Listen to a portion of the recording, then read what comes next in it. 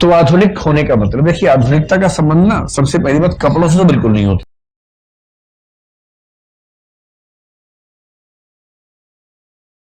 है।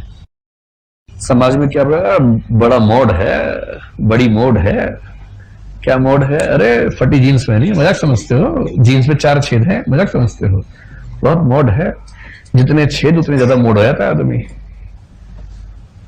तो मॉडर्न का एक तो पैरामीटर ये है कि कपड़े कैसे पहने हैं।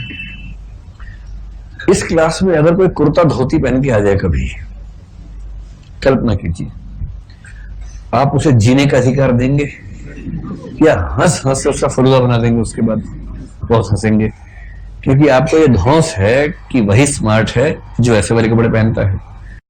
और एक बहुत प्रसिद्ध कहानी ईश्वर चंद्र विद्यासागर के बारे में मैंने शायद डिस्कस किया था एक बार आपसे। कहानी बड़ी रोचक है। एक सेमिनार में उनको बुलाया गया स्पीच देने के लिए, अंग्रेजों ने बुलाया। तो वो गए अपने स्टाइल में, सिंपल तरीके से कुर्ता धोती पहने चले गए। अब गेट पर जो चौकीदार था उसने कहा, रुकिए, कहां जा रहे हैं? उन्होंने समझाया कि देखो, मुझे ही अंदर भाषण देना है। बोले ऐसे बहुत आते हैं भाषण देने वाले, तो मैं भी दे सकता हूँ अंदर भाषण। भाव ऐसे भाषण देना है? अरे भाई समझो इस बात को, सच में मुझे बुलाएगा? चलो चलो चलो चलो, अभी चलो बाद में आने, 1 घंटे बाद, चलो चलो चलो चलो। भगा दिया उनको। फिर वो गए अपने घर, फिर सूट पहना, जो यूरोपियन सूट होता, 3 पीस वाला, अंदर जैकेट टाई, एकदम टाइट हो गया ऐसे करके। उसके बाद वही चौकीदार पहचान नहीं पाया, सर आइए। तो मैं फिर मंच पे इसी बारे में डिस्कशन की कि जमाना ये है कि वस्त्र व्यक्ति से भारी पड़ जाते हैं। यही कहते हैं कि विवेकानंद के साथ अमेरिका में, वो जब शिकागो गए हुए थे उस समय, तो शाम को अपने सामान्य वेशभूषा में घूम रहे थे, शायद हमने बात की इस बारे में कभी ना।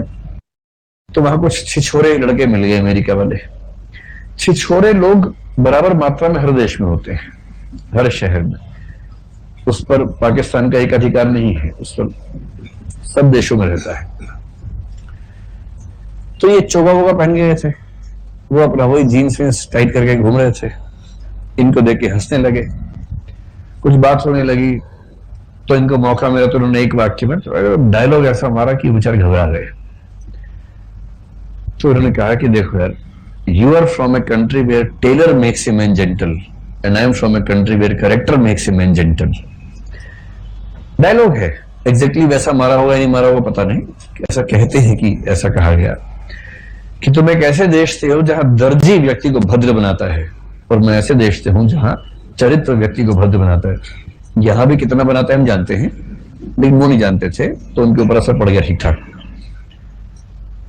तो अगर आपको लगता हो कि आधुनिक होने का संबंध कपड़ों से है, तो उसको दिमाग से निकाल दीजिए। ऐसे बहुत लोग हैं, मतलब आश्चर्य होता है कई बार, मैंने ऐसे कुछ लोगों को देखा है। आप देख लेंगे तो 27वीं सदी के लगते हैं, 21वें की भी नहीं। अब हेयर स्टाइल देखिए, स्पाइक वाइक, सड़क चौराहा बालों के अंदर, एक बाल में कुंडल पहन रखा है, एक में नहीं पहना है, 2 ठुड्डी में लगा रखे कुंडल। और गैजेट के ऐसे शौकीन है, ये गैजेट वो गैजेट, ये कर देंगे वो कर देंगे, ये ऐप वो ऐप, हर चीज उनको आती है।